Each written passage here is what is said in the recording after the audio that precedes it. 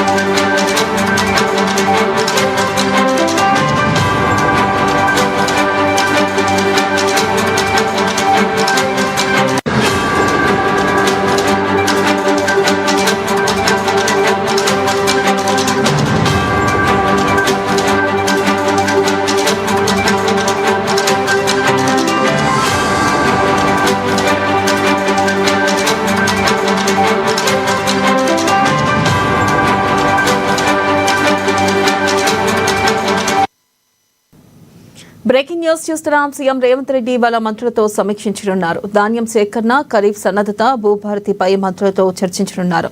దీనిపై మరింత సమాచారాన్ని మా ప్రతినిధి రమేష్ అందిస్తారు.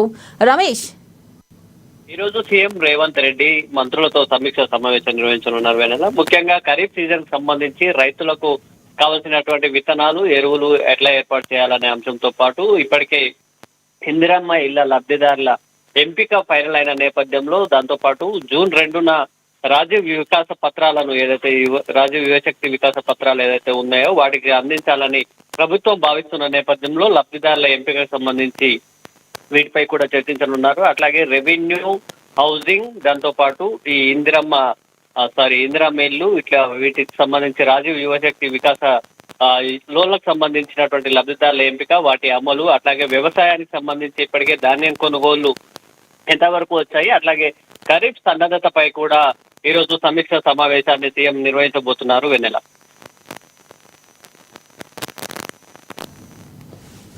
Right Ramesh, thank you.